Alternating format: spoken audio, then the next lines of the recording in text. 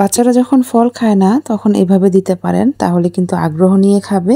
আর আমার ঘরে এমন কিছু খাবার আছে যেগুলো আমার বড় মেয়ে থাকলেই খেতাম বা বড় মেয়ে বাসায় আসলেই খাই। তো সেই সব খাবারগুলো কি কি আজকের ভিডিওতে শেয়ার করব। তো হ্যালো ভিউয়ার্স, আসসালামু আলাইকুম, this is Shila. Welcome to Shila's cooking and lifestyle and welcome to another new blog. সবাই কেমন আছেন? আশা করছি সবাই ভালো আছেন। আলহামদুলিল্লাহ, আমরাও ভালো আছি। তো এই যে বাকরখানি খেতে অনেকেই নিশ্চয়ই পছন্দ করেন। গরম ভাতের সাথে মুচমুচে মাছ ভাজা খেতে বেশ ভালোই লাগে। আর আমার কাছে কেন জানি ডাল ভর্তা ডাল রান্নার চাইতে বেশি খেতে ভালো লাগে, মানে গরম ভাতের সাথে ডাল ভর্তাটা বেশ ভালো জমে। তো রান্না করে নিব একটু মুরগি। তো এই জন্য হচ্ছে আমি পরিমাণ মতো তেল দিয়ে পেঁয়াজ দিয়ে দিলাম। আর মুরগিটা আমি তেমন একটা খেতে পছন্দ করি না, তাই মুরগিতে একটু তেল মশলা বেশি দিলে আমার কাছে মনে হয় যে এটা খেতে একটু বেশি ভালো লাগে। তো আপনাদের কেমন লাগে জানি না, তবে আমি কিন্তু একটু গরুর গোশত খেতে বেশি পছন্দ করি, তাই একটু বেশি পরিমাণে ঝাল মশলা দিচ্ছি, মানে হলুদ গুঁড়ো, মরিচ গুঁড়ো, তারপর ধনিয়া গুঁড়ো, আদা রসুন বাটা।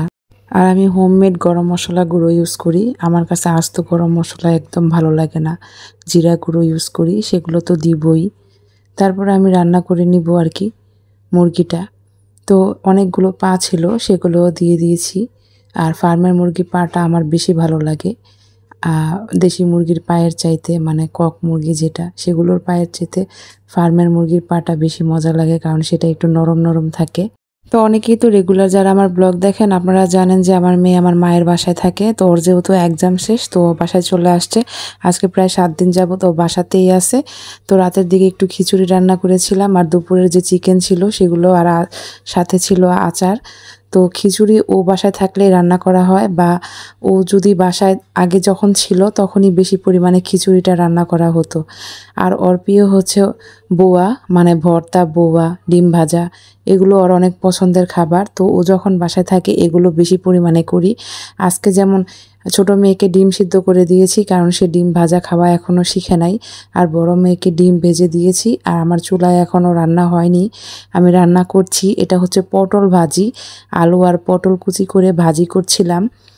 তো সন্ধ্যার দিকে হচ্ছে আপনাদের ভাই নিয়ে আসছে, যা গোলগোলা বলি আমরা।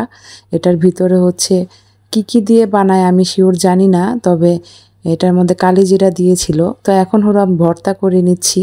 এটা হচ্ছে বাদাম ভর্তা করতেছি।